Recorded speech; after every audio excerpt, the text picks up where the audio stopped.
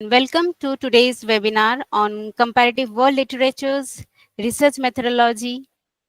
It is my great pleasure to welcome our esteemed chairperson, Honorable Vice Chancellor Ma'am, Professor Nandini Sahu, and our distinguished speakers, Dr. Sagar Kumar Sharma, Ms. Nitika Gulati, and Ms. Dikshya Samantarai. In this webinar, we will explore the research methodologies that underpin comparative literary studies, examining the ways in which scholars approach the study of literature across cultures and languages. So, before we begin, I would like to introduce Honorable Vice Chancellor of Hindi University, West Bengal, Professor Nandini Sahu, ma'am. Professor Nandini Sahu is a distinguished academician, creative writer, and currently serving as the Vice Chancellor of Hindi University, West Bengal. She previously held the position of Director at the School of Foreign Languages, IGNOU, New Delhi. As a renowned Indian English poet and folklorist, Professor Sahu has garnered widespread recognition with 21 books to her credit, making her a best selling author on Amazon. Her academic excellence is underscored by double gold medals in both graduation and post graduation. Professor Sahu's contributions to English studies have earned her the prestigious Literary Award Gold Medal from the Honorable Vice President of India. Her impressive array of accolades includes the coveted Michael Madhusudan Academy Award and Lifetime Achievement Award in 2024. As a professor of English, her research interests are diverse and far-reaching, encompassing new literatures, critical theory, and many more. Now, without any delay, I would like to request Honorable Vice Chancellor of Hindi University, Professor Nandini Sahu ma'am, for the inaugural speech. Professor Nandini Sahu ma'am. Good evening, everyone. Good evening, ma'am. Good evening. I'm so sorry about this problem happening here. There is some accident outside the building, so there is massive power cut, and I'm not able to join through my video. But anyway, I'm so glad to see all of you here. Paramita, thank you so much for conducting the webinar so smoothly. I have confidence that you will be able to hold it till the end the way you have been doing. Many congratulations to you. And about the three speakers for today, Dr. Sagar Sharma and Dr. Nitika and Dr. Dikshya, they are my students. I have already posted it on social media, the titles of their papers, and the way they are going to have a discussion on the research methodology of comparative world literatures. It's a very, very important subject. When it comes to comparative world literatures, usually people approach it in a very simplistic manner. They think when it is comparative world literatures, you have to compare one language or literature with another language or literature. This is how people have understood. The students, the scholars, have understood comparative world literature in a very simplistic manner.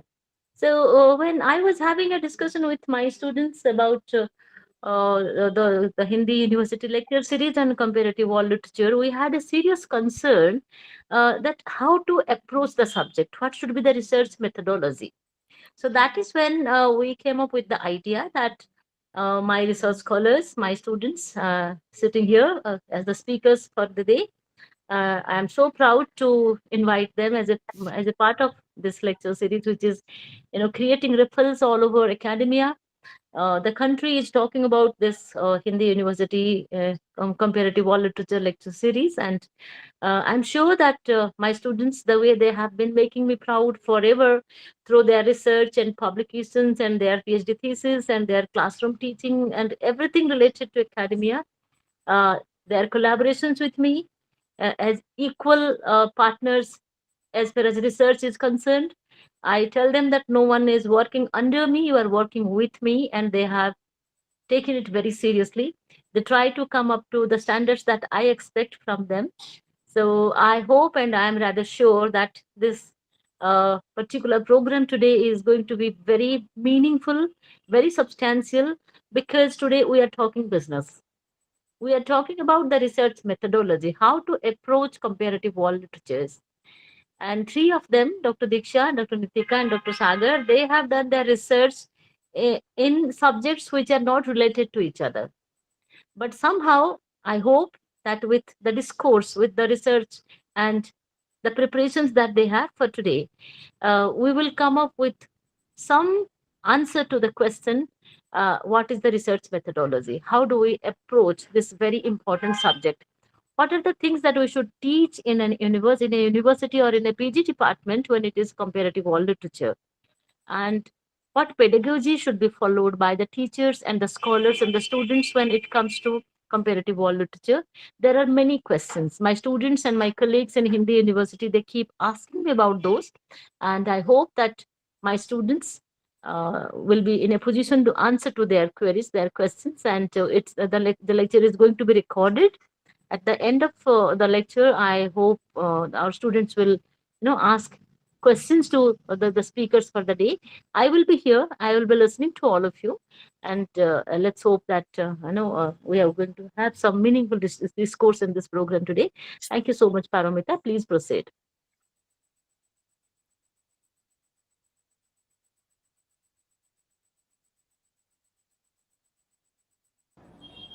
Your audio You is, are not audible. we cannot hear you, Dr. Paramita. Sorry. Thank you, ma'am. Now, I would like to introduce our first speaker, Dr. Sagar Kumar Sharma, who is an assistant professor at the Department of English, School of Media Studies and Humanities, Manav Rachna International Institute of Research and Studies. Dr. Sagar is the author of an edited book, Writers Speakers Volume 1, and several research papers published in national and international journals of high quality index and repute. A poet at heart, a researcher by temperament, and essentially a lover of art. Along with this, Dr. Sagar is a member of the editorial boards of some important and recognized journals. Now, without any delay, I would like to request Dr. Sagar Kumar Sharma for his very enlightening speech. Dr. Sagar Kumar Sharma. Uh, Thank you, Dr. Paramita, for this rather generous introduction. Uh, Honorable Madam Vice Chancellor, Hindi University, Professor Nandini Sahu ma'am, who happens to be the sheet anchor of all my research till date, the faculty member at Hindi University, everyone participating in this important lecture, my friend Nitika Gulati, Dikshya Samantarai, who have been my fellow researchers, uh, and all the participants who are here to listen to us. I would like to extend my heartfelt gratitude for their time and their presence. And this is really a very proud moment for me to be called by the Hindu University in this very important lecture series, which, as Madam rightly said, has created ripples in the academia, and people are talking about it. And at the outset, I must say that it gives me chills to think of the speakers that have spoken here, and to fit into their shoes. It is really a very, very daunting task. But anyhow, uh, I am ready to take the challenge. And talking about the comparative literature, I would also like to first thanks and extend my gratitude to the Department of English, Manav Rachna International Institute of Research and Studies, my colleagues there, my head, the dean, and everyone else who have been very supportive. And I congratulate also Manav Rachna University for fostering the atmosphere of research. Now, talking about comparative literature, like we were talking, me and Nandini ma'am were talking about brainstorming the idea of what comparative literature exactly is and how the scholars and researchers in the field approach this particular subject. And we see that this has been narrowed down to just mere juxtaposition of two texts and comparison based on the themes and other stuff. But comparative literature basically is much more than that. So, for as far as my understanding goes, that comparative literature, is not merely a study of texts from different cultures or languages. It is a critical discipline that fosters dialogues across boundaries. And to sustain this critical engagement, certainly research methodology plays a vital role in offering structure, theoretical depth, and academic credibility to the field study. Uh, this lecture is divided into two parts, as the title specifies. I'll be talking about research methodologies in comparative literature, theory and praxis. So the two part of this speech is divided into two segments, theory and praxis. So for theory, and that is what I'll begin with. Uh, for theory, I would like to talk about how selection of theory plays an important role in research in general and research in comparative literature in particular. And for the praxis part, I would like to demonstrate the application of suitable research methodologies with reference to American and British drama. And the playwrights that I chose to work with here for this lecture are Arthur Miller and John Osborne. Of course, I'll be sticking to one or two plays by them because the oeuvre is very wide and vast. So beginning the discussion on the theoretical and methodological aspect of research in comparative literature, one may choose two or more authors and their work chosen from across disciplines. And in this way, we can keep the geographical location of the selected authors same or different. And the second and more obvious choice would be, which usually scholars do, is the selection of text from across cultures. The possibility of choosing all these three categories together should not also be negated, meaning thereby one can choose to work across disciplines and at the same time across cultures. So I would be talking about the application of these three methodologies in the context of Arthur Miller and John Osborne. Once we have identified whether to study an author across culture or across disciplines or both, we proceed to the identification of some common grounds. These could be social, political, economic backdrops, or some global events, etc. While discussing the praxis of research methodology in comparative literature, we shall look at the effects of the two world wars on the economy, the rise of the middle class, and we can see an aporia shift in the way people looked at the world and at themselves during and after the war years. Since my time frame is the First World War and the Second World War, I'll be referring to that as the context of my research. The next step is to select an approach. Once we have decided whether we are going to talk about authors across the disciplines and across cultures or both at the same time, the next step in research methodology would be to select an approach, how the research topics to be approached. Usually, thematic study comes in handy when dealing with literatures of different regions on the same or similar subjects. Next, we could do genre studies. It is another sensible way to approach comparative literature. For example, we could assess the growth and development of drama both along the line of time and across various geographies. We could talk about drama's evolution from Plato to Aristotle, or maybe to present.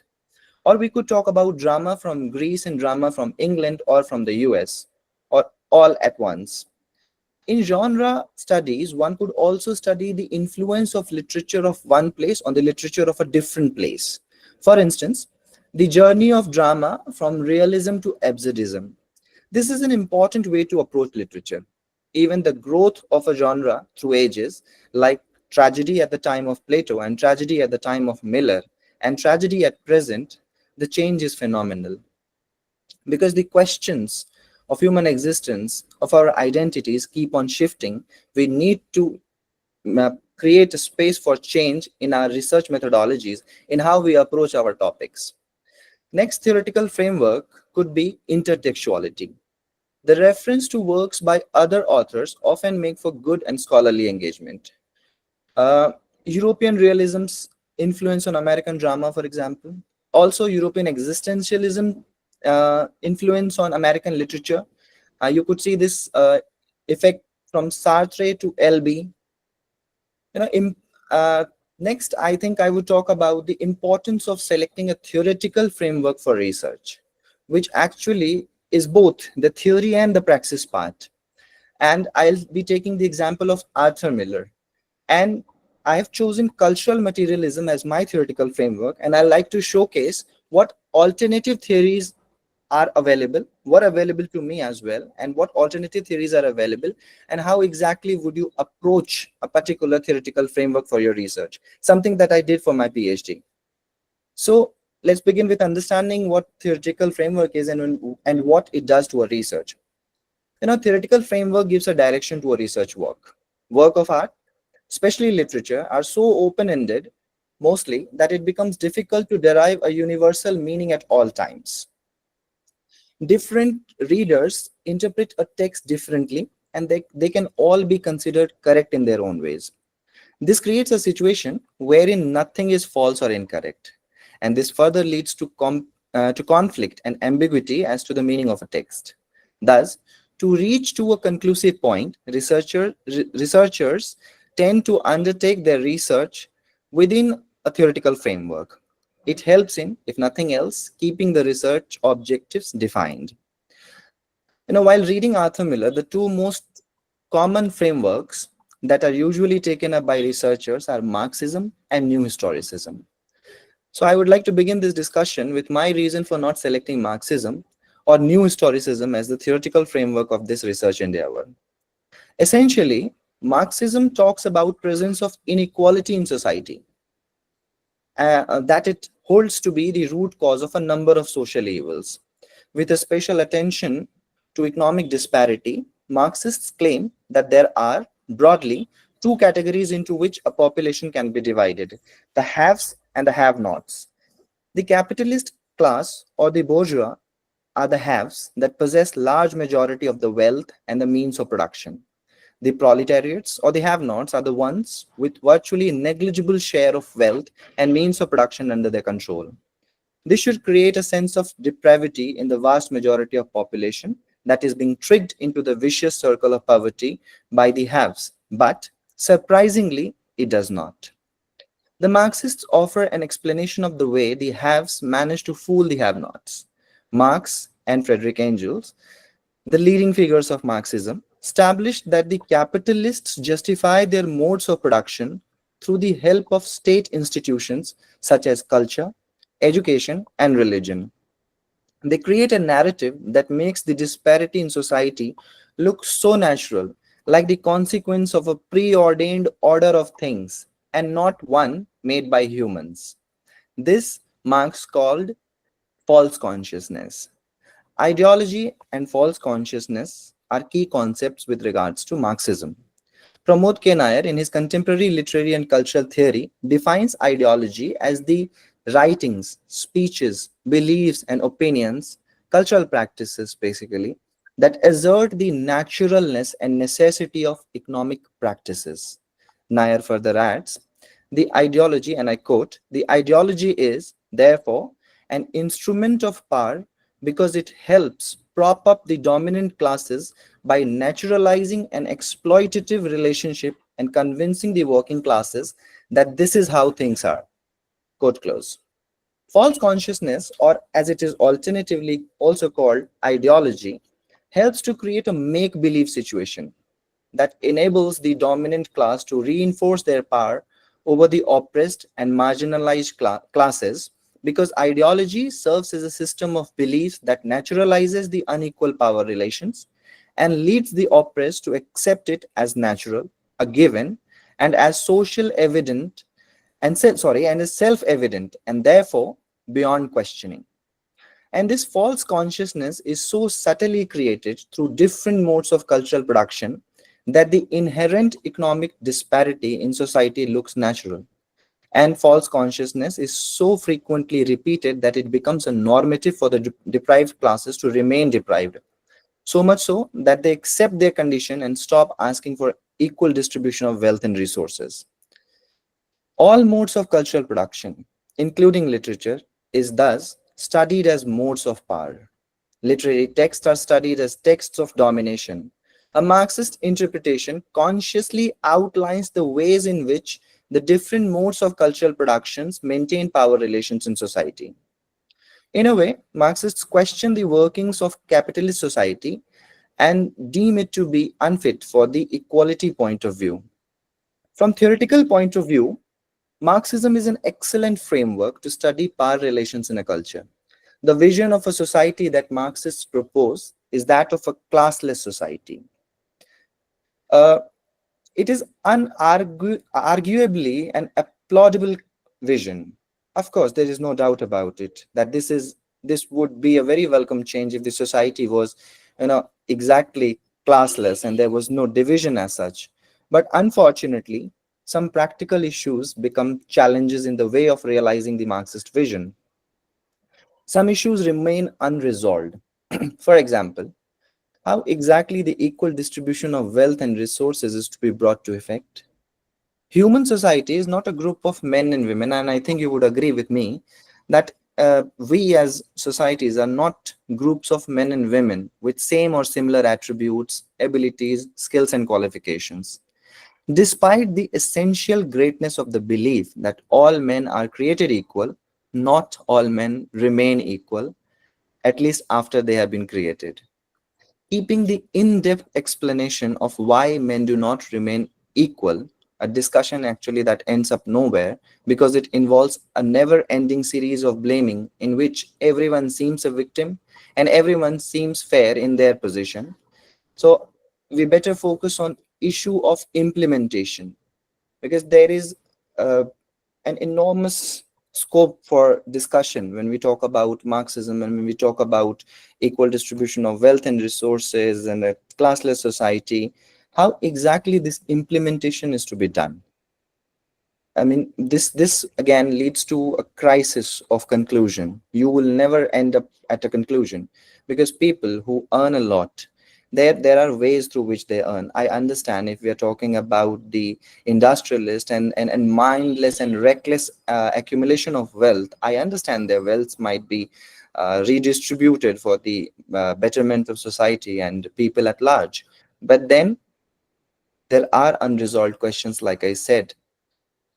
The question then is, how do we maintain a distinction between the pay scale for a job that requires a very complex set of skills that are achieved through years of training and education and a job that requires relatively lesser skills and even no qualification?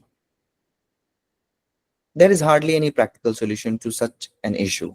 Also, if we are to blame absence of equality of opportunity, which I often am told that, sir, probably the equality of opportunity is the reason for the difference in two persons or various people's occupational positions. We know that is not true. And that is also not a very easy problem.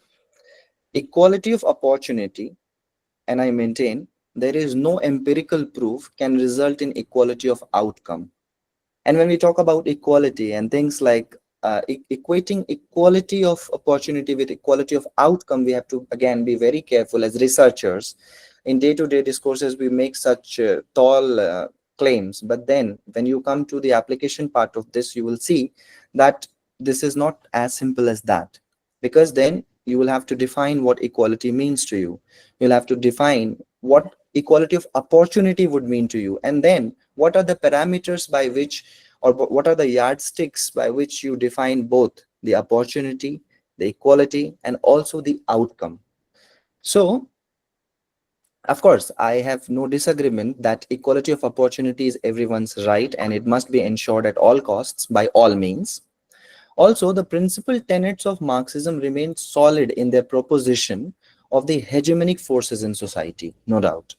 Power relations operate within social, political, and economic systems and tend to corrupt them beyond repair. What I just said was actually a brief discussion of the principal tenets of Marxism.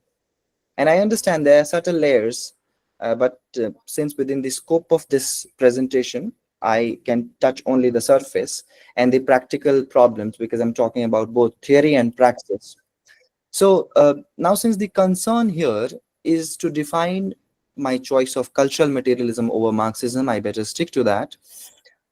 You see, the text that I'm trying to refer to is All My Sons. And if time permits me later on, I would come to understand the politics of writing and I would like to talk about the crucible. But for the time being, I'll talk about All My Sons. And I'm also assuming that the audience is well versed with All My Sons, the plot line as such, because it is a very popular play and I have a very erudite and learned listener. So when you look closely at All My Sons, the play ends with Joe Keller committing suicide. And please keep in mind the Marxist tenets when I ask you. But what happens to the company? The company that Chris Keller believed to be thriving on the blood of 21 innocent pilots. The company that is, in fact, a determinant of class culture. Another important point to make here, and this time in the context of Death of a Salesman, another magnum opus by the great author Arthur Miller, the American dramatist, is that Miller does not portray capitalist structure or capitalist culture as entirely flawed, something which is arguably not Marxist. Because for the Marxist vision, everything, precisely everything about the capitalist culture is entirely flawed. While you look at when you look at the characters, you see that Willy Loman's friend, Charlie, he's a good man who always helps him with his finances. Charlie's son grows up to become a decently successful lawyer, a fact hard for Willie to digest, of course. So, absolutely everything about economic and social structure of this time in which the play has been placed, which is the First World War, does not seem to be wrong. Some critics have pointed out in their discussions that the two plays leave many questions unanswered. You see, one way of looking at how and why it is difficult to interpret Death of a Salesman and also All My Sons from Marxist point of view is to consider what Marxist criticism expects from the text uh, and its author. The divide between the proletariat and the bourgeois was widening in the 1930s. We all are aware of the 1929 Wall Street crash, the rise of the middle classes, and a boom in American economy post First World War, and the emergence of superpowers uh, and new superpowers, so to say. And as a reaction to the rising power of the bourgeois, the proletariats created the cult of proletariat. They created a cult that they called the prolet cult. Marxist criticism of this phase expected a writer to dedicate his heart and soul to the cause of the proletariats. Prolet cult, the Marxist doctrine maintains that literature must be tendentious, party minded, optimistic, and heroic. It should be infused with a revolutionary romanticism, portraying heroes and prefiguring the future. This trend continued for long, and for so long that to scar the basic idea of Marxism that sought to identify the social gaps and class culture. The doctrine of the prolet cult sought to develop a distinctly proletarian art which would organize working class ideas and feelings towards collectivist rather than individualist goals. But when I look at Arthur Miller and his plays, it is not just about, of course, Willy Loman and the other protagonist in All My Sons, Joe Keller. They are definitely representative of the class consciousness, or the sorry, collective consciousness, I should say. But then there is an element of individuality. As a matter of fact, we talk a lot about socialism. We talk a lot about Arthur Miller's plays as social dramas. So, if I understand it correctly, it has to represent society at large. It does, of course. Both his plays, actually, his entire oeuvre does represent society at large. But then there is always self versus self. Literature, and this is my advice to the researchers who seek to study research in comparative literature precisely. Most importantly, they should be very mindful of these facts, that the literature is not only about, a representation or a mirror of society, etc., etc. It is much more, and it is much beyond and above that. It is also about self versus the self. How do you locate yourself in a particular situation? And then, while we are talking about this, we also need to understand that there is inherently a political statement when we write a text. And I'm very carefully using my words when I say that the Honorable Vice Chancellor and I had conversations regarding this, and we did come to a conclusion, and that is all writing, I maintain all writing by default is political. So, and there is no reason to shy away from that. So, keeping these things in mind, a comparative literature researcher must also address the issues of personal, the identity of the individual, while looking at the larger picture. And this is where Marxism, while I was doing my research, somehow seemed to be a limited approach, if not, I would say, failed me. It was sometimes I felt that it was a very limited approach. And in this context, Terry Eagleton remarks, and I quote, there followed throughout 1940s and early 1950s a series of crippling literary decrees. Literature itself sank to a nadir of false optimism and uniform plots. Means there was a very that there was this idea of a very well made plot wherein there will be the haves and the have nots, and how one would be always in a position of struggle and destitute and trouble, so on and so forth. And coming back to the United States and Arthur Miller, the uncertain stance of Miller as to which way to go with his own art can be read as a result of the confusion that I discussed so far. And then Miller's plays are not only about the class conflict, like I said, but in any case, his art certainly does not succumb to the capitalist culture of class divide. And you'd be interested to know that a lot of debate followed when Miller wrote Death of a Salesman, and he beautifully writes in the intro. Excuse me for a second. In his introduction to the collected plays, Miller beautifully underlines this state of aporia and confusion when he says that, when Death of a Salesman was written, people were afraid. There was the general state of hysteria in the United States in the 1950s. Joseph McCarthy was there. And also, to the researchers here, I must say that something that Nandini ma'am has taught us thoroughly, that you must be very well aware of the social, political, economic situations, and also how personal politics makes a space amidst so much of politics going on. Okay, because at the end of everything, you have to assert your own identity as a researcher, as a scholar, uh, as a literati, and also as a human being, if nothing else. So, yeah, as far as the death of a salesman is concerned, there are more relevant questions to be asked, and they would be: number one, how infused with revolutionary romanticism Death of a Salesman actually is. Next question would be, how heroic is the death of the salesman? Because you see, there has to be, we are accustomed to the idea of, uh, fall of a great man from a great height, and that is also the Greek idea of tragedy.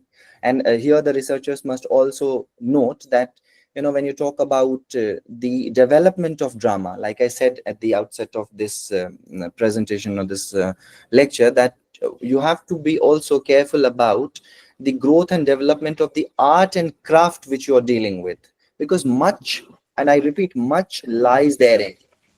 Because uh, I'll quickly come to the American example of the American drama, but let me add here that if you look at the growth and development of drama, not just across the timeline, also across cultures, you see that the Aristotelian concept of drama, wherein there was six aspects that had to be included in order for a tragedy to be called a tragedy, and then the most important was spectacle, and there has to be the fall of a great man from a great height.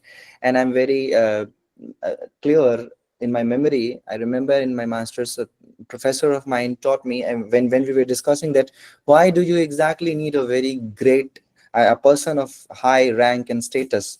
The all of Elizabethan literature, for that matter, is a case, can be a case in example, and Shakespeare, so to say, and the entire oeuvre of his playwriting, mostly, with an exception of Othello, I believe, as far as my memory goes, you see that most of them are high-ranking people. And why do you need that kind of rank and stature? And then the only answer that my professor then gave me was that, there needs to be some sound created when someone falls, in order for the listeners and the audience to realize, to feel the gravity of the fall. However, at the moment it seemed some kind of explanation to me, but as I graduated as a scholar and as I progressed in my career and in research, I realized that what about people who are ordinary? Me and you, we are not kings or queens or anything like that. But and also everyday existence for common people uh, is an exercise in tragedy. And tragedy does not have to, there is no background in human tragedy. If you look at the very if you look at it from a very approachable point of view, and if you look at it from a very practical, I would say practical point of view, there is no background to the tragedies that happen to us. You are not given much time. And time again, I just must note, time again is an important aspect that you need to be very careful about when you talk of how uh, how the ideas are presented, because much lies in the lags of time that are there, how an author uses the element of time. There is an entire dialogue and discourse on this, but the time would not permit me, I believe, to go much into the details of these things. So, there is an entire step-by-step analysis that should bring us to some conclusion regarding how exactly Marxism would fail in this. Uh, am I audible? Yes, sir. Okay, so Yes, sir. I have been directed to wind up the argument, so I'll just quickly come to the part wherein I'll not talk anymore about the cultural materialist, and I would just give a hint of why you should also consider other. See, the idea is very simple. Why I chose to speak about my selection of a particular theoretical framework was that you do not have to be part of that myth kitty, because at a particular time, and mostly in terms of certain authors, there are very prominent theoretical frameworks or theories which are usually applied to a particular author. You're talking about Arthur Miller, you tend to talk about American dream concept. You're bound to talk about, of course you will be talking about them, but that does not necessarily has to be your exclusive theoretical framework. That is what my point here is. And then you need to look at the contemporary scene and then look at what other theoretical frameworks could be more relevant for your research, right? So then the other choice, of course, was new historicism, which tries to locate a text in the history of its own creation. But then I chose cultural materialism because then again, situating a text within its own historical time frame, and then talking about what happened in the 1950s, what happened in the 1930s when the Wall Street crashed, how it affected Arthur Miller's own life and his and how he shaped as an artist. How would that make your research relevant to the contemporary time? Because that is a question that you would always face as researchers. We all have faced that. So try to bring in an element of contemporaneity, and for that you need to pick your theoretical frameworks very carefully. And cultural materialism gave me that space to situate a text within its own time frame, also giving me that space to discuss it and situate it within the present, within the time frame of the present, the era that we live in. And also not just uh, only situated within its generic boundaries. I went on to discuss Miller within the context of both economics and sociology. Talking about the um, depression era, I started talking about economics and took a detailed analysis of what exactly failed American capitalism, rather than just sticking to a very redundant idea of capitalist culture, the fall of capitalism in America. We are all very well aware of that. What you can add to your research is something that is more relevant, right? And in the end, I would just like to say that while you are mindful of these things, please be mindful of three important things. Something that my teacher taught to me. Um, Madam Nandini ma'am taught me that you have to be careful about three things when you look at your research and your research topic and your author. Be very careful about the history of the text, the historicity of the text, and the historiography of the text. And I think since I do not have time, I will not dwell much upon, I may seek the permission of the chair if I have time to dwell upon history, historicity, and historiography, or maybe the researchers can find for themselves. My only advice would be they have to be careful. And when you look at the nuances of these three terms, much of your research will be easy, and you will have some real substance to add to um, the academia through your research. Sagar, could you please elaborate a bit on these three concepts?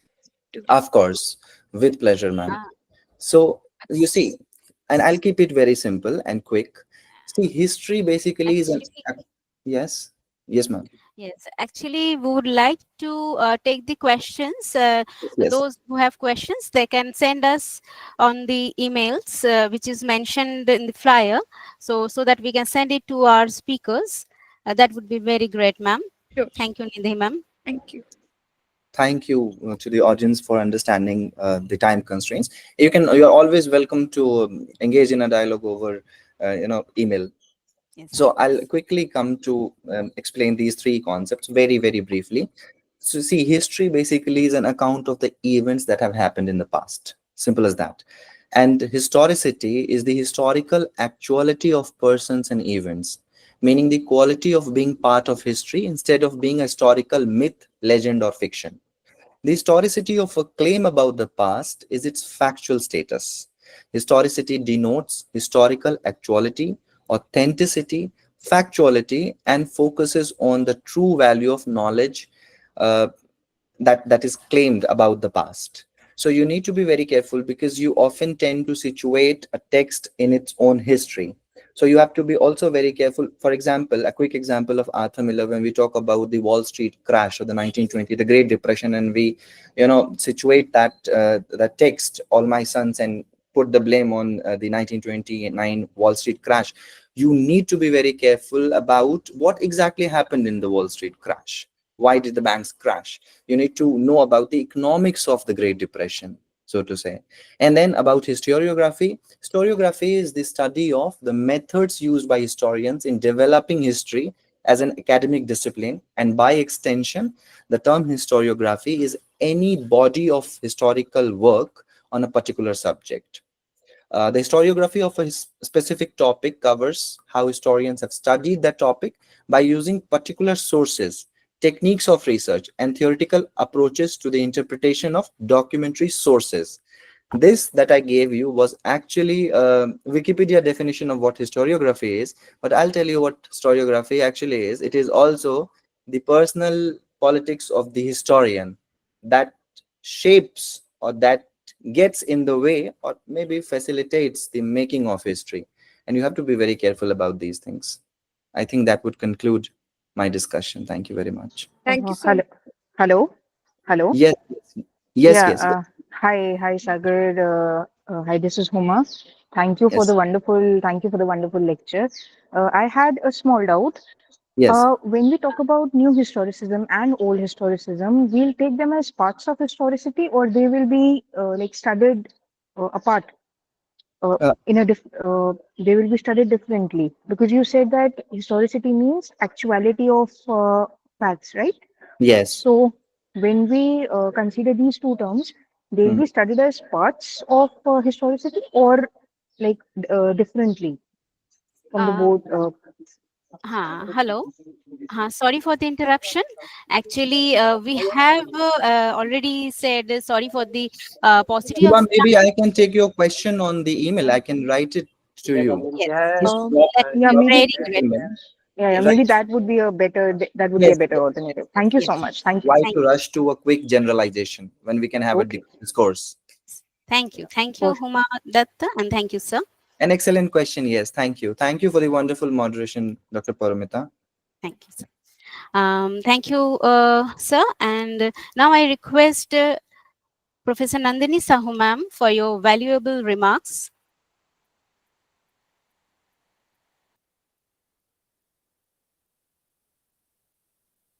Hello, ma'am. You are not audible.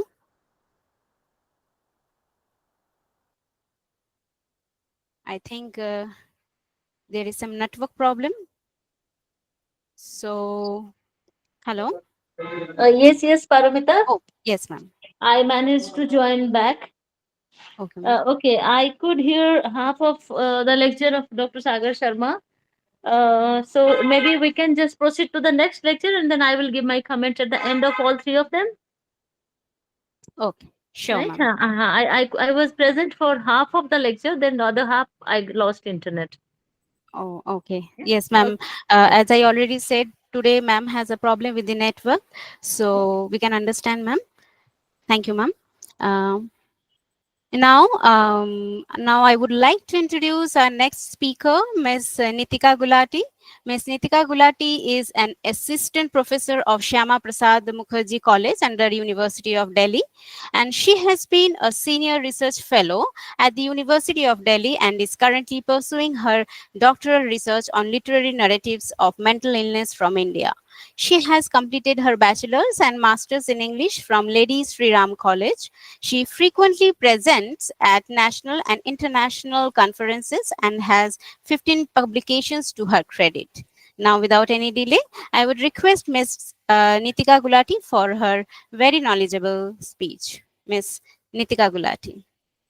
Yeah. A very good evening, everyone. Thank you, Parmata ma'am, for your kind words. And I'm grateful to Hindi University for giving me this opportunity to be present here.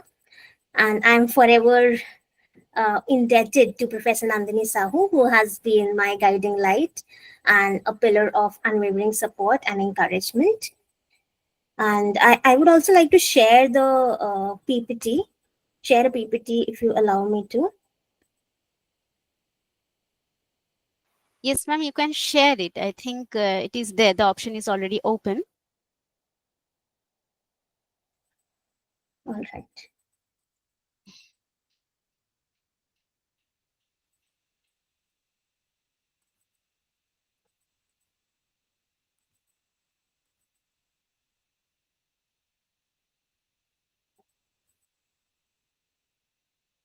Yes, ma'am. I hope, is it visible? Yes, it is Yeah. visible, Yeah. ma'am. Thank you.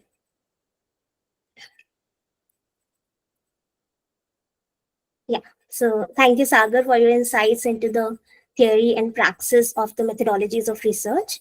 And today I want to talk about something we often think of as technical and even boring, which is citation. And most discussions on citation styles, including MLA, often focus on technical correctness, that is punctuation, placement, and consistency. But in the context of world literature or comparative literature, citation is far more than a formatting rule. As Sagar said, all writing is political. And I would like to take it from there to say that even our citations are political. So, citation is not just about where to put the comma or whether you italicize a title. It's actually about who you listen to, whose voices you amplify, and how you position yourself in scholarly conversations.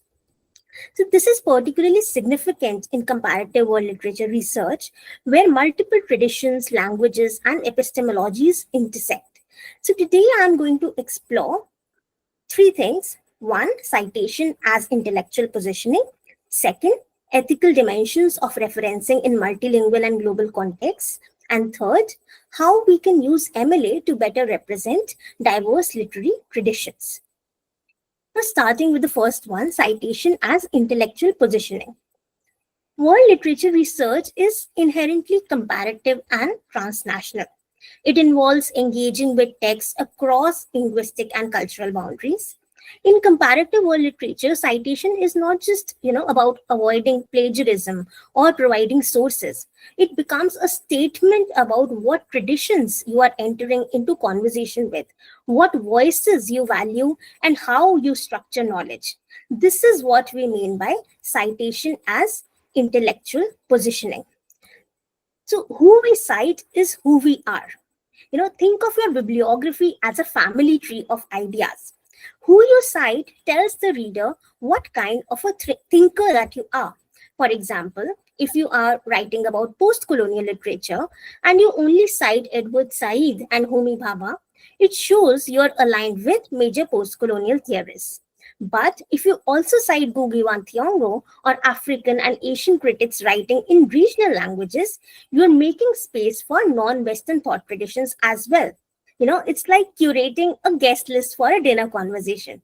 Who do you invite to speak? Next, citation is also a means of centering or decentering power. It can either reinforce dominant voices or bring marginalized thinkers to the forefront. For example, if you're working on Dalit literature in India, and if all your citations are from US or UK journals, you are unintentionally silencing local voices. So instead, cite Tamil or Marathi Dalit critics or include translations from oral testimonies. Now, that small decision changes the power dynamic. So your bibliography can either be a colonizer's bookshelf or a collective archive. Third, citation is also a way of framing dialogue. So comparative world literature is built on dialogue between texts and cultures. And citation enables that conversation. It frames how the texts speak with each other. For example, if you're comparing Toni Morrison and Mahasweta Devi, your citations decide the axis of comparison. For example, if you're citing Spivak, that may focus on subalternity. If you're citing Hortense Spiller, she might she might foreground Black feminist thought. And if you're citing regional Indian feminist critics, they might bring caste and land politics into play. So it's not just what you compare, but how you compare that matters in comparative world literature. Your citations determine how that dialogue is framed. Next, citation is also a way of inclusion and recovery. So, who gets cited is also a question of visibility and inclusion. Often, texts and scholars writing in less globally dominant languages are undercited, even if their contributions are significant. So, citing lesser known or under-translated works can function as an act of academic solidarity or intellectual recovery. For example, you're writing on Urdu short stories. So, including a little known critic from Lahore or a 1980s commentary in Urdu, even as a paraphrase, can function as intellectual recovery. You're not just quoting, do not just see it as quoting. You are literally rescuing voices from obscurity. So, you need to understand that citation is never neutral. In comparative world literature, citation is, it constructs scholarly authority, it reveals power relations, and marks your entry into particular critical communities. So by being mindful of who and what we cite, we can reposition ourselves within the global knowledge systems, we can resist homogenized canons, and we can promote a more polyphonic, pluralistic literary discourse. Next, I move on to the second part of my presentation, which is about ethics in multilingual referencing. So, first of all, it is about visibility and voice. In Global South scholarship, dominant citation practices often privilege scholarship that is written in English or published by Euro-American institutions. And many brilliant works are therefore undercited simply because they are not in English or not available on major platforms such as JSTOR. So what happens because of this? This results in erasure of local scholarship, which is written in regional or indigenous languages. It also leads to marginalization of oral, communal, or non-academic knowledge systems that might not follow conventional publication norms. And it also leads to a reductionist representation of cultures through the lens of the approved Anglophone theorists. Right? So what can be an ethical practice that you can follow? Make conscious efforts to include regional critics, untranslated sources wherever possible, and alternative knowledge producers such as activists, community historians, oral storytellers, right? For example, if you're writing on Tamil Dalit poetry, ethical referencing there means citing Tamil language scholarship wherever possible, even if it's in translation, even if it's in paraphrase. So citation should reflect effort and not just convenience, which a lot of time we tend to do, right?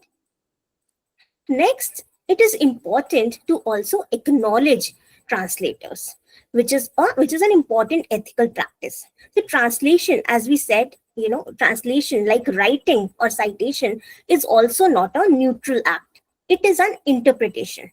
Yet, translators are often invisible in citation practices despite being the co-creators of meaning in multilingual scholarship. So in MLA styles, translators must be, and anywhere, but since the focus of today is MLA, in MLA style, translators must be clearly acknowledged, not just in the work cited, but often within the main text. And when we are, providing in-text citations in MLA, we often just write the name of the author, right? So it is also important to include the name of the translator because the translator is also a co-creator. In world literature, texts are not fixed and they often exist in multiple translated versions, and each translation is an interpretation. So when we cite a translated work, we are not citing the original, we are citing someone's version of it. Citing just the author hides the translator's choices and erases the translator's role. But translators are important because they make interpretive decisions about tone, meaning, politics, and even gender. Sometimes they change the work significantly. So that might be the reason, and translators might be the reason we understand a text the way we do. Right? For example, in MLA, we might have a translation like this of War and Peace, which was translated by Richard Pivia and Larissa Volkonzi. So we see this is a usual citation, and this is the citation norm that we follow. However, we might not realize that this citation flattens what those translators actually did.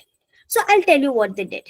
These two translators, they kept a lot of French in the original, which showed class distinctions, and other translators removed the French for easier readability.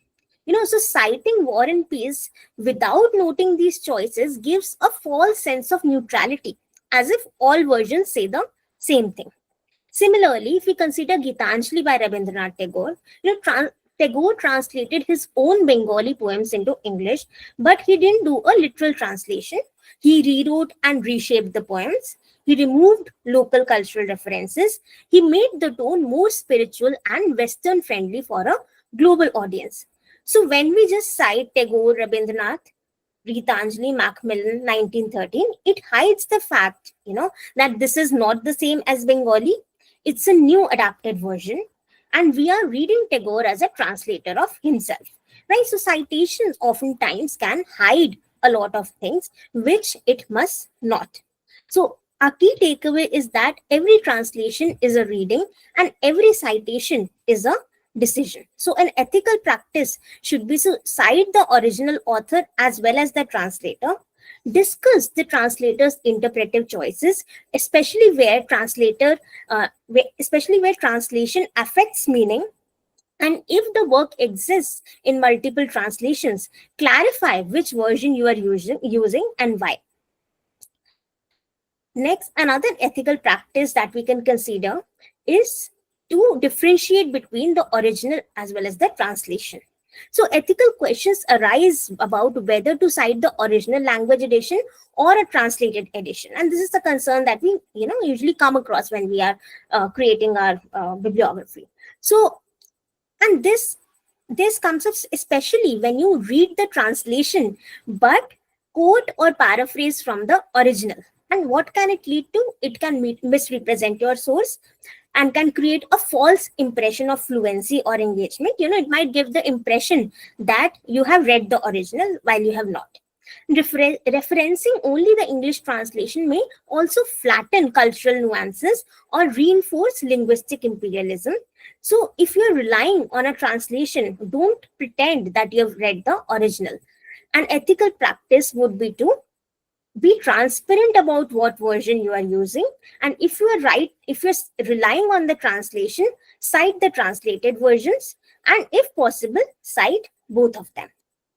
Right, so it's fine to only cite the translation, but it is important to be honest about what you have accessed. The next concern, ethical concern, is to cite oral or community knowledge. So not all knowledge is written or published. We know that, in multilingual or indigenous contexts, research often draws on oral sources, interviews, testimonies, folk tales, community knowledge, which may not be documented in traditional scholarly format. So some of the ethical practices that we can follow is to attribute oral sources carefully with the speaker's name, context, informed consent wherever applicable. And MLA 9 actually supports flexible citation for such cases, such as interviews, live performances, conversations. But the key is ethical sensitivity. So, and cite with respect to local protocols as well. For example, some communities have collective knowledge practices that challenge the idea of single authorship. For example, in indigenous Australian research, citing a Dreamtime story may require acknowledging the specific clan or custodians of that story and not just, anonymous. A lot of times when you don't know the source, or if there's not a single authorship, we just say anonymous. So, if a tribal elder has shared a folktale with you, cite it like this. Say the story as narrated by Shanta Devi, interviewed March 2023, Lohardaga. Right? So give the context. Next, language politics is also important. So referencing only dominant languages, that is English, French, German, reproduces epistemic injustice, often sidelining knowledge produced in minor or marginalized languages.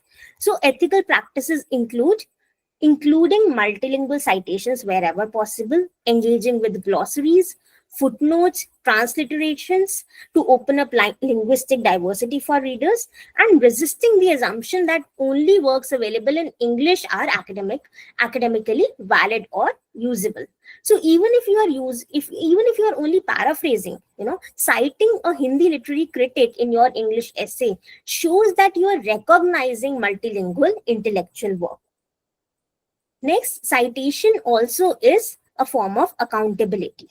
Don't extract knowledge from another culture just to validate your argument. Citation is also about being accountable to your sources, especially when you are interpreting literature from a language or tradition that is not your own. So misinterpreting or misattributing can distort the meaning of research, reinforce stereotypes, cause harm. Avoid extractive research practices. Don't mime non-Western sources just to validate Western theory. So some ethical practices include building long-term engagements with the traditions that you are citing. Wherever possible, cite scholars and critics from within the linguistic or cultural community, and be transparent about limitations in access or language proficiency. For example, if you are writing on a Khasi folk tale and you have never engaged with Khasi scholars, be cautious. Cite them, acknowledge your limits. Citation is not just about what you know, it's about how responsibly you engage. And now I come to the last part of my presentation, which is MLA and the challenge of global literature. So MLA, as one of the most widely used citation style in literary studies, has adapted to global research needs, but we must also need to realize that it has challenges, it has limitations. And one possible adaptation is integrating indigenous citation frameworks within MLA, much like anthropologists incorporate oral histories alongside written texts. So, with the globalization of literary studies, we'll see that MLA is a helpful tool for structuring, but we need to realize that it is made for Anglophone academic contexts. It assumes linear authorship. It assumes formal publication. It It also necessitates clear titles and page numbers, and these three things don't always work for oral stories, folk tests, translated versions. Linear authorship, it's a concept based on the idea that there is only a single identifiable author creating the work, and the work was completed at a particular point of time, and the text follows a clear traceable line of ownership from author to reader, and which is not the case in many of the oral stories, folk tales, translated versions, community works, right? So we need to challenge this assumption, right? In many non-Western indigenous or oral traditions, authorship is actually non-linear, collective, or evolving, right? For example, a folk tale which is told by different storytellers across generations, there's no one original author. Similarly, a sacred song which is composed collectively by a community where the authorship is shared and maybe anonymous. And even oral histories are shaped through conversations, memory, and performance, not through fixed texts, right? So citation styles like MLA are actually based on linear authorship models, but we need to look at it critically. And there is, MLA 9 does provide us a flexible template, right? But it doesn't always guide us on how to cite works in scripts other than Latin or those with no formal publisher, right?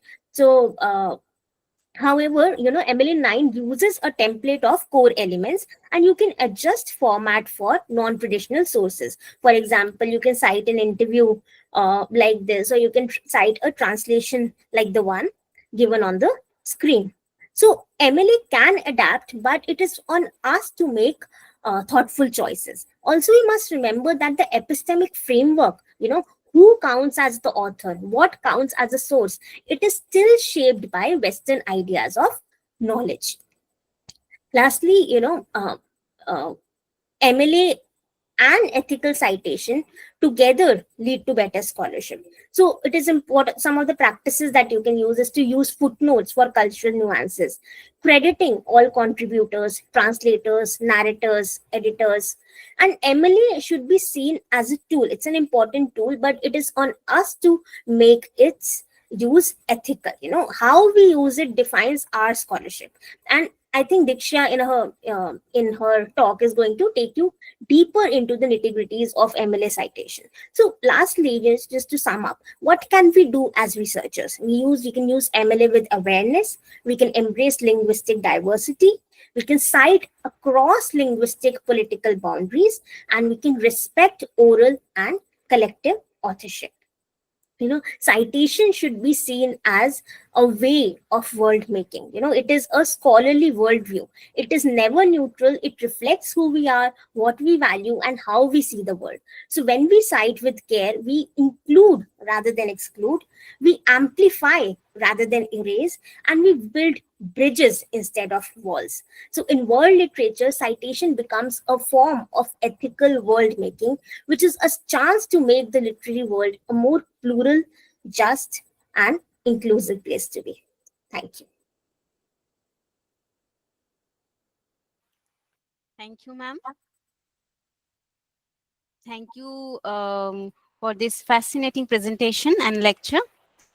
Now, I would like to introduce our next speaker, Ms. Dikshya Samantarai, who is currently an assistant professor in the Department of English at Physics Valla. Ms. Samantarai is a doctoral research scholar in the Department of English in the School of Humanities at IGNOU. She has taught as a guest faculty of English at Miranda House, University of Delhi. So without any delay, I request Ms. Dikshya Samantarai for a very valuable speech. Ms. Dikshya Samantarai. Yes. Am I audible? Yes, ma'am, you are audible. Thank you so much for the But lovely your introduction. video, Yeah, I am unable to connect the camera for some reason. Actually, there's some Wi-Fi issue and electricity issue at my end. So I'm trying to refresh it once. I'm going to just leave the meeting and join it again and try if it works. Otherwise, I'll just share the PPT and go ahead with the presentation anyway. Just give me a minute to try and reconnect. okay, ma'am.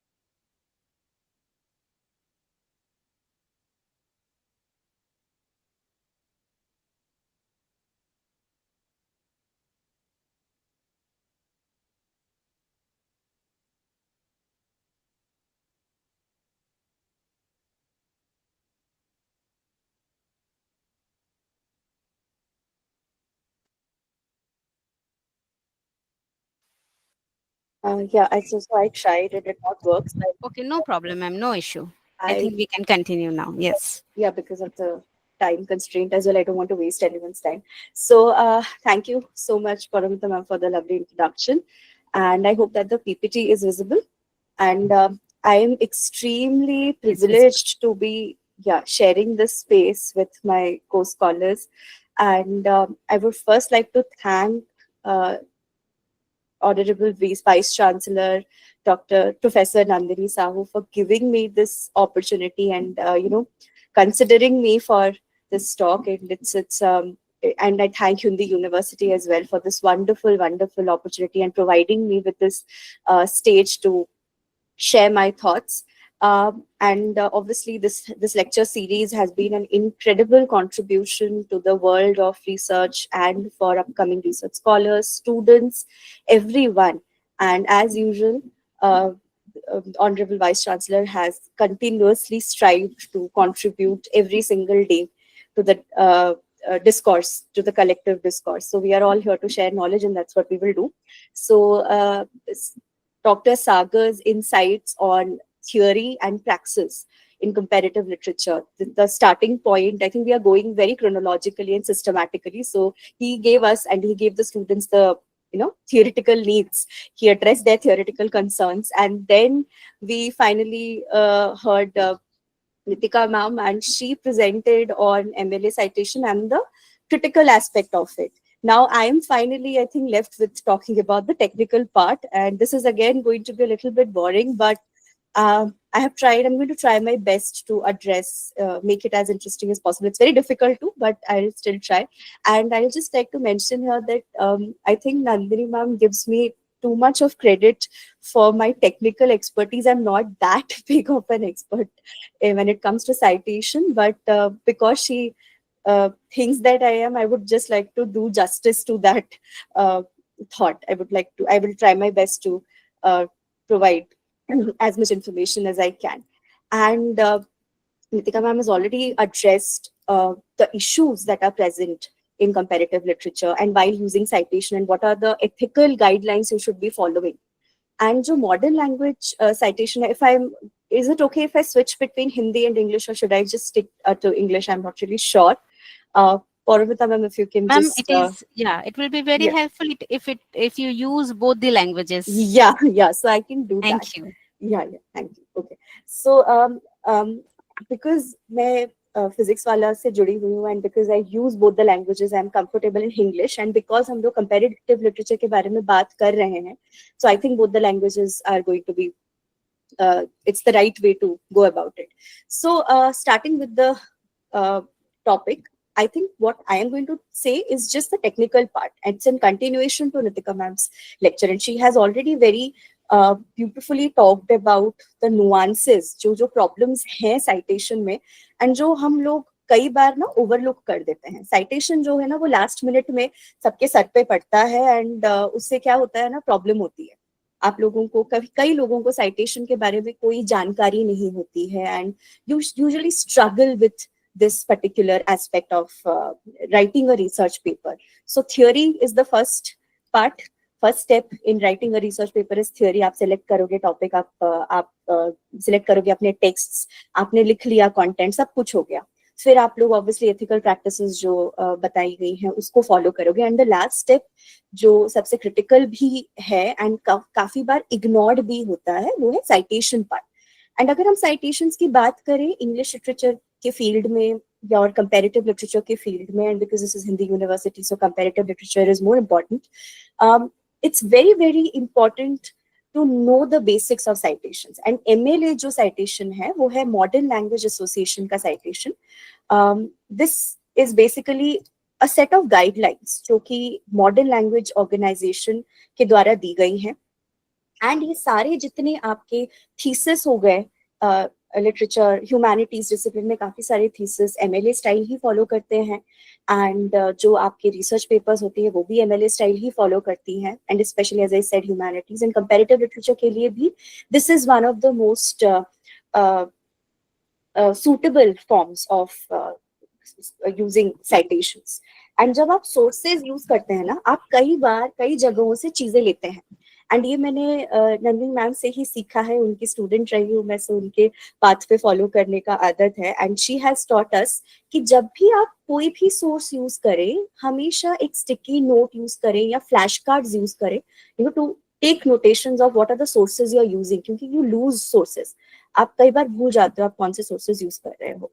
And अगर comparative literature के context में मैं बात करूं तो आप लोग translations use करेंगे, आप रीजनल लिटरेचर्स के काम यूज करेंगे, and often it's bilingual, like comparative literature is a lot of times bilingual, not always but a lot of the times it's bilingual. And so इसमें जो key elements है MLA style में, and this is applicable across all disciplines humanities में, not just comparative literature but all the other disciplines. In text citations, जो आप text के बीच अंदर जो आप paraphrase करके यूज करते हैं, या आप किसी भी तरीके से कोई भी ऑथर को कोट करते हैं, तो इन टेक्स्ट साइटेशन देना जरूरी है। हम पूरा पूरा रिसर्च पेपर लिख के we forget that who we have paraphrased, what have we done, हम सिर्फ किताब मेंशन करके छोड़ देते हैं या सिर्फ एक नाम मेंशन करके छोड़ देते हैं, नहीं, it has to be very detailed. उसके बारे में हम अभी थोड़ा सा विस्तार में बात करेंगे आगे जाके। Then there is of course the work cited list, which is a very very important part of your document. आगे का जो रिसर्च होगा, जो आपके काम पढ़ेंगे, वो इसी वर्क साइटेड लिस्ट को ही रेफर करके पढ़ेंगे। बीट योर PhD सुपरवाइजर होंगे, आपके पोस्ट स्कॉलर्स होंगे, कोई स्टूडेंट है। So this is very important. End of course formatting guidelines, जो बेसिक चीजें होती है, मार्जिन, स्पेसिंग, पेज नंबर्स, इन चीजों में ना ये बहुत इजीली इग्नोर किया जाता है, तो एंड लास्ट मिनट होता है, तो इन चीजों का ध्यान रखना बहुत ज्यादा जरूरी है। And MLA 9th edition is obviously the latest version where certain changes have been there. Language को लेके कुछ editions की गई हैं, and हम लोग जैसे 7th, 8th, 9th सारे editions follow करते हैं। And ये consistency जो होती है, citation जो होता है ना, वो आपके काम को एक तरीके से मान्यता देता है in terms of credibility and in terms of the academic stature जो है। अगर आपका formatting हिला हुआ है, then no journal will accept your paper for publication. Your thesis is going to be rejected on the basis of bibliography, on the basis of citation. And I was really afraid when I was submitting my thesis that ma'am बहुत strict है इस चीज को लेके, and कुछ भी इधर उधर थोड़ा सा हो गया तो thesis will not go forward. So this is very very important. As I said कि बहुत ज्यादा ignored भी है, and बहुत ज्यादा बहुत लोगों को पता नहीं रहता है कि कैसे करना है। नाउ कंपैरेटिव लिटरेचर की जब हम बात करते हैं कि एक ही टेक्स्ट, मतलब हम इतने सारे सोर्सेज लेंगे, मल्टीपल कल्चर से सोर्सेज लेते हैं, and this is something that already Nitika ma'am is addressed for you, that how you are supposed to take and quote from people from all the other all kinds of culture and world literature. Comparative literature is basically world literature. अगर हम India के context में भी अगर बात करते हैं, so different periods, different translations, different versions of the text, incomplete information हमारे पास होती है, but we have to still standardized form में उसको हमें मेंशन करना है। सो दैट अगर आप फॉरेन लैंग्वेज कोई भी यूज कर रहे हो, मान लो आपने कोई फ्रेंच लिटरेचर का टेक्स्ट साइट किया है, कोई पर्शियन लिटरेचर का टेक्स्ट साइट किया है, उनको ट्रैक करना बहुत मुश्किल होता है।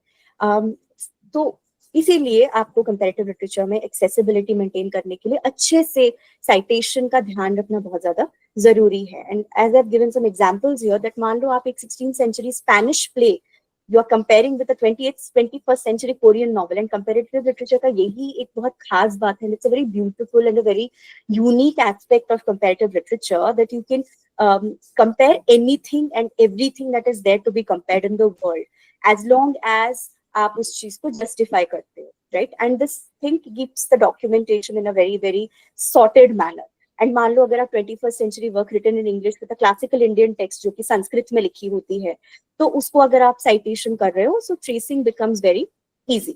देन इन टेक्स्ट साइटेशंस का जो कोर पैटर्न रहता है एमएलए में, this is what it looks like. It's very similar to your APA, American Psychological Association भी APA is also used in certain, कुछ पेपर्स आपको APA फॉर्मेट में भी मांगते हैं, बिकॉज टाइम कंस्ट्रेंट है तो हम APA को कवर नहीं कर पाएंगे आज, सिर्फ MLA कर सकते हैं, but MLA is definitely more common. And ये जो इंटेक्स साइटेशन है वो दोनों में सेम ही रहता है। ऑथर पेज, ऑथर का last name and the page has to be mention, no comma, nothing.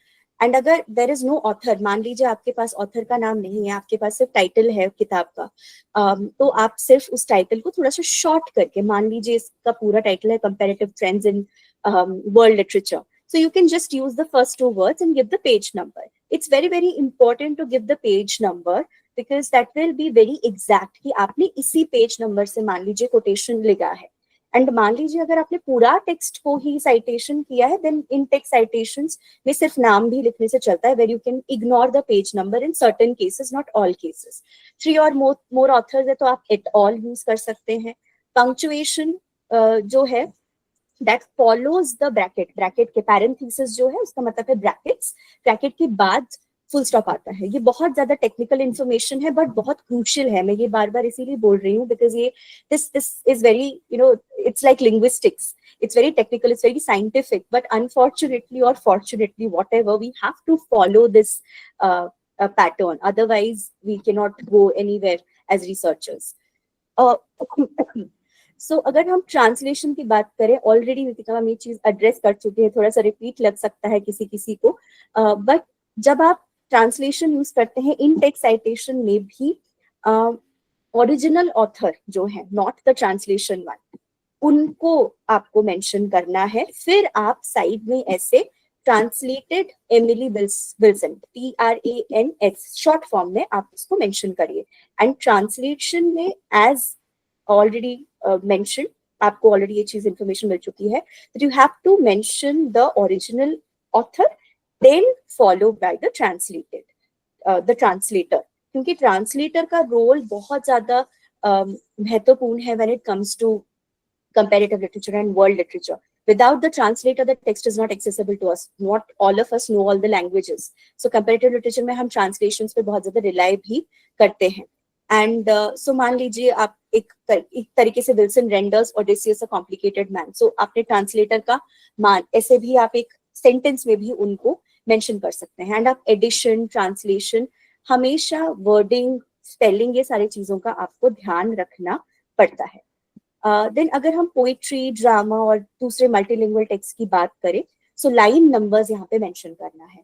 Pros हो गया तो पेज नंबर, पोइट्री हो गया तो line numbers.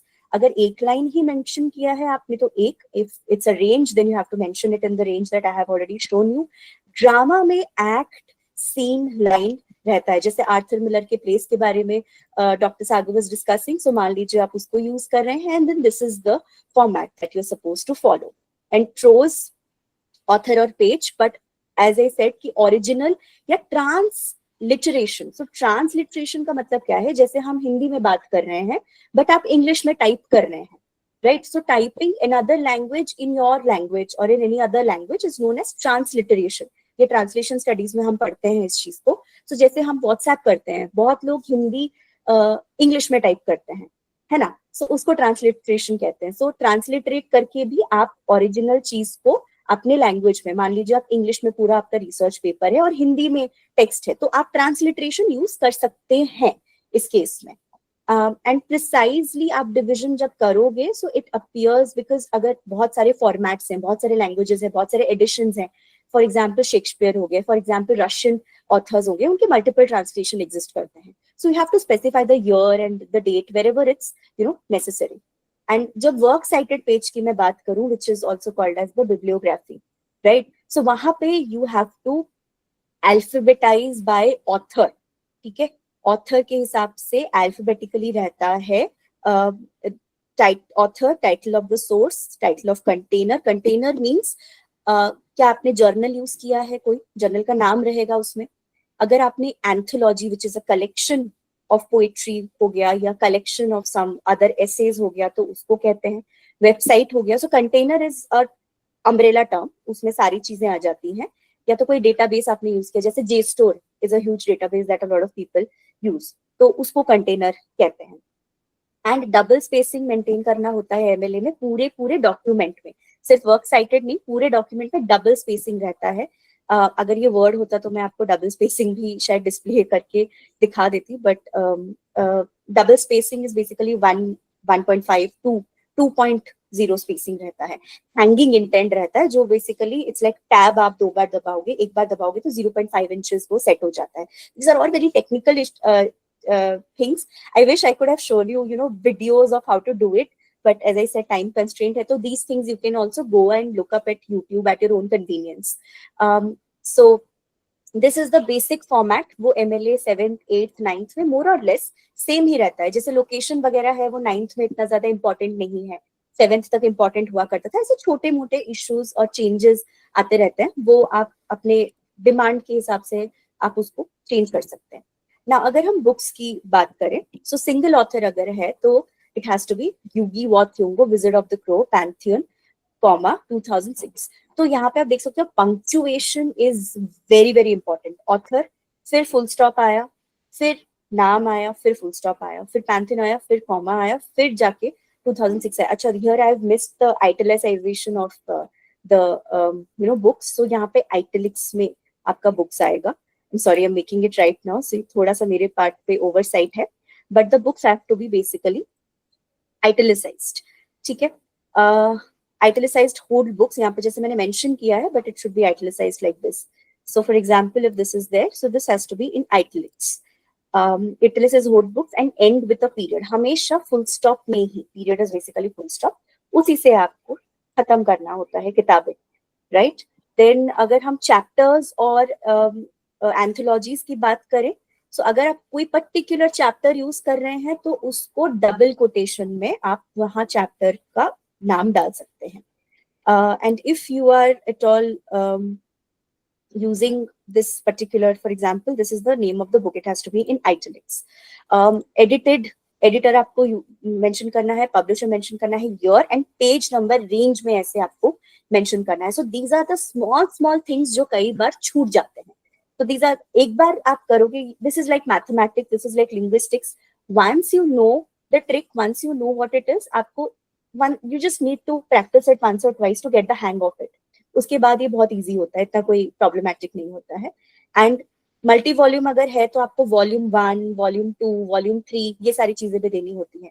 And anthologies are basically bread and butter for comparative literature scholarship, because anthologies basically जो translations होती हैं वो मोस्टली एंथोलॉजी के फॉर्म में बहुत ज्यादा पब्लिश होती हैं. So anthologies are like bread and butter. It's like it's like a Bible for comparative literature scholars, right? Then translated text, as I said, translated, again this has been mentioned. So translator को credit देना बहुत ज्यादा important है, क्योंकि कई बार क्या होता है, एक ही टेक्स्ट है, मान लो उसी को 4 लोगों ने ट्रांसलेट किया है. फॉर एग्जाम्पल कालिदास का शकुंतला है, उसके 2-3 ट्रांसलेशंस अवेलेबल हैं, and every translation has something different. Because आप टेक्स्ट पढ़ोगे, आप ट्रांसलेशन पढ़ोगे, 4 ट्रांसलेशन है आपके सामने, चारों ट्रांसलेशन में इंटरप्रिटेशंस डिफर, क्योंकि वहां पे ट्रांसलेटर का खुद के कुछ व्यूज, खुद के इंटरप्रिटेशंस, क्योंकि आप एक लैंग्वेज से दूसरी लैंग्वेज में जब ट्रांसलेट करते हैं तो इश्यूज आती हैं. कोई वर्ड का क्या सिनोनिम होना चाहिए, what is the right word. Sanskrit का जो एग्जैक्ट वर्ड आपको इंग्लिश में नहीं मिलता है कई बार. इंडियन वर्ड्स इतने सारे हैं जिनका इंग्लिश काउंटर पार्ट नहीं है. That is why Indian English exists as a separate discipline and separate language now. So ये सारी चीजों का हमें ध्यान रखना पड़ता है. एंड MLA में translated by टाइटल के बाद आता है. So जैसे ये टाइटल है टेक्स्ट का, again this has to be in italics. इसके बाद आपका translated by the person आता है, and of course you have to mention the publisher and the date. Digital sources में सेम चीज आपको करना है. कोई भी अगर आप आर्काइव यूज कर रहे हैं, कोई भी आप आर्टिकल यूज कर रहे हैं, कुछ भी कर रहे हैं आप, अगर आप JSTOR के भी आर्टिकल यूज करते हैं तो उसमें भी अगर जर्नल का ऑनलाइन लिंक है, so you have to attach the URL, right? URL सबको शायद समझ आता है. I am assuming that my audience knows what is URL. So URL का लिंक जरूर अटैच करें, सो दैट अगर किसी को उसको एक्सेस करना है तो वो कर सकते हैं. एंड अगर एक्सेस डेट अवेलेबल है, आपको याद है कि आपने कब उस चीज को, उस सोर्स को एक्सेस किया था, exact date, then you can definitely utilise it. Then MLA errors में क्या होता है ना, कई बार APA वर्सेस MLA में कंफ्यूजन हो जाता है. जैसे मैं खुद भी हूँ, मुझे भी थोड़ा स्टम्बल करती हूँ मैं when it comes to APA versus MLA, थोड़े से ओवरलैपिंग है. एंड जैसे कोई ट्रांसलेटर भूल जाता है, कोई एडिटर भूल जाता है, कोई पेज रेंज देना भूल जाता है, एंड यही छोटे छोटे एरर्स आपको आगे जाके रिजेक्शन फेस करना पड़ता है जब आप जर्नल्स में अपना पेपर देते हो. कोई भी रेप्यूटेड जर्नल है वो बिब्लियोग्राफी फॉर्मेटिंग को बहुत ज्यादा इंपॉर्टेंस देते हैं. So I request you all to please, be aware of these small things, as they will take you a long way. You will not face multiple rejections. देखो, content पे reject होना, theoretical basis पे reject होना, वो आप change कर सकते हो. बट ऐसे फॉर्मेटिंग पे रिजेक्ट होना, it's something that is very avoidable, right. And जैसे पंक्चुएशन हो गया, पंक्चुएशन फुल स्टॉप जहां होना चाहिए वहां आपने कॉमा डाल दिया, या जहां कॉमा होना चाहिए वहां फुल स्टॉप डाल दिया. ये चीजें नहीं होनी चाहिए. And citing a secondary source as if you read the primary. So primary sources पहले आएंगे, सेकेंडरी सोर्सेस बाद में आते हैं. अल्फाबेटिकली ही होता है वैसे mostly. But if you want, आप कैटेगराइज अगर कर देते हो ना कि प्राइमरी सोर्सेज ये है और सेकेंडरी सोर्सेज ये है, वो आपके लिए एक अच्छा कैटेगराइजेशन रहता है. It tells your reviewer that you are aware कि आपका प्राइमरी सोर्स क्या है और सेकेंडरी सोर्स क्या है. एंड प्राइमरी सेकेंडरी का जो डिस्टिंक्शन है, it again goes a long way in helping you get your research work published. And checklist, ये बहुत इंपॉर्टेंट है, और ये नंदिनी मैम भी बहुत बार हमें बोल चुकी हैं. हमेशा एक डॉक्यूमेंटेशन रखिए अपने पास कि आप कहाँ से क्या चीज ले रहे हैं, आप भूल सकते हैं. फिर क्या होगा कि आप मिस कर जाएंगे, वो प्लेजरिज्म में आ जाएगा. चेकलिस्ट बिल्ड करिए.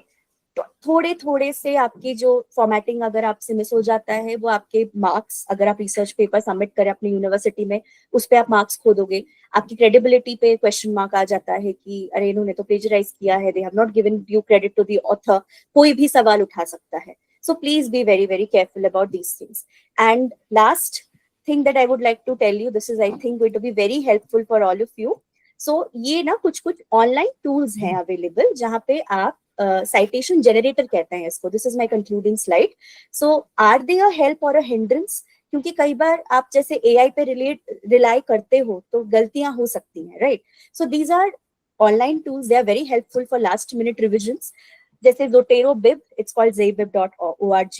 It's no account is needed. आप जैसे URL डाला, आपने फॉर्मेटिंग चूज किया, it will give you the citation automatically. Easy bib, citation machine, ये सारी चीजें एड्स के थ्रू हैं. आप उनसे भी साइटेशन, आप बुक्स का नाम डालो, आप जर्नल का नाम डालो, आप वेबसाइट का नाम डालो, वो आपको ना MLS 9th में, 8th में, 7th में, जो भी आप एडिशन चूज करोगे, आपको साइटेशन जेनरेट करके दे देंगे. गूगल डॉक्स में भी है एंड MS वर्ड में भी है. बट MS वर्ड में आप जरा केयरफुल रहिएगा, बिकॉज वहां पे अपडेटेड नहीं होता है. आपका कौन सा MS वर्ड का वर्जन है उस पर डिपेंड करता है. बट देखिए, ये चीज आपको ध्यान रखना है that generators do save time, last minute चीजें हैं, but they never replace what you can catch.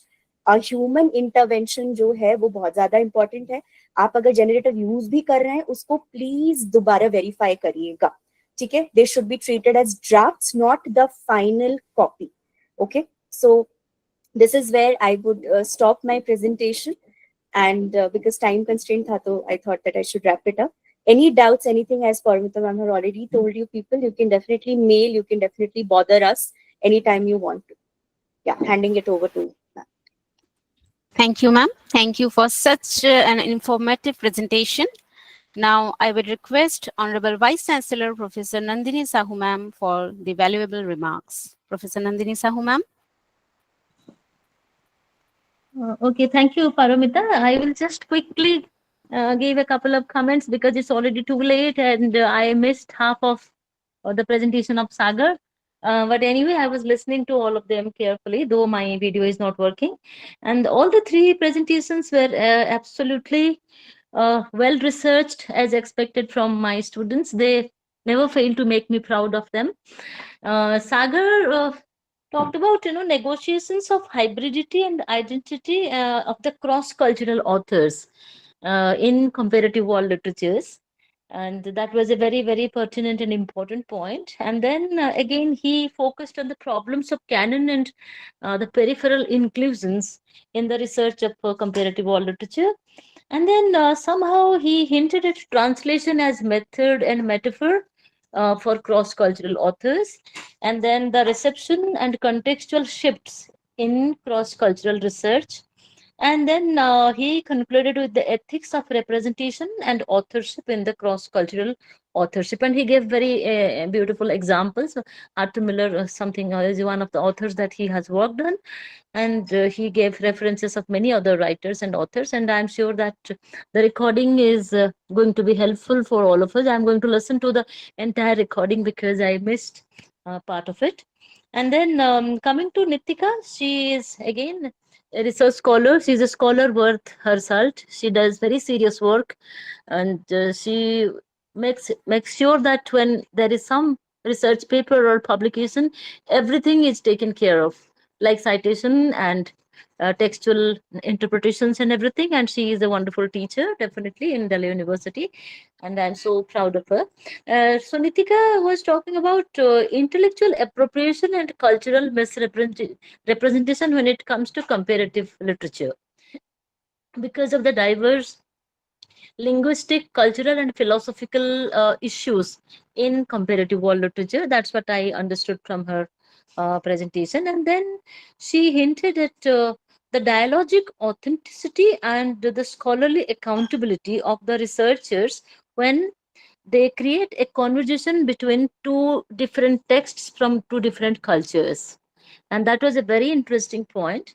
I would recommend that my colleagues in Hindi University look into it carefully and then include this in their research. And because our translation studies department is doing excellent work. So when you look at texts from different cultures vis-a-vis translation, please take care of these points that Nitika pointed out. And then Nitika also hinted at the cross-cultural verification and methodological transparency. There should be transparency when it is comparative literature, and some kind of rigorous and interdisciplinary methods should go into the research. And then she also talked about MLA ninth edition and the detailing vis-a-vis MLA ninth edition. That was very important, Nitika. Thank you so much for doing this good work. I must congratulate you. Thank you. And when it comes, welcome. And when it comes to Diksha, she talked about citations in comparative world literature where multilingual and cross-cultural dimensions they complicate the standard practices. Diksha was very, very practical in her approach, bilingual, English and Hindi. So it's going to be helpful for Hindi University. Diksha, thank you so much.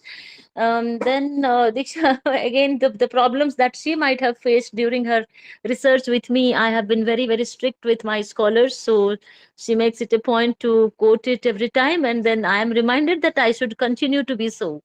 I cannot be lenient with the scholars. I have never been. And Diksha did very serious work, good work. And Diksha talked about the multilingual source attribution and the translation citations in comparative world literature. And then she pointed it to the consistency in citation style across varied textual traditions like different literary cultures, and then MLA and Chicago framework, and how the scholars must balance fidelity to the original translation with coherence in the adopted citation style. It's important, Diksha. It's a very good point. Our teachers and the students are going to be benefited by this. And then she concluded with remarks on the intertextual referencing across media and non-canonical texts. I am glad that you pointed at canon and then again the non-canonical texts in comparative literature, because comparative literature usually it engages with only important literary canons. But we have to break the boundaries of the canons when it comes to comparative literature. And then I think Nitika pointed out about the oral traditions and epics and performance texts and unpublished manuscripts, how it's difficult to create citations out of those. I think Nitika pointed out. And Diksha took it one step further. Both your lectures were somehow interconnected. It looked like you have discussed and presented, but it was actually not so. I know about it. So the three lectures had coherence, they had cohesion, and all three of you did good work, excellent work. We are going to share the YouTube with everybody very soon. I must congratulate all of you for making these well-researched presentations. And again, I am so sorry for the technical glitch today because of the power and the issues that I faced in the initial stage of this lecture.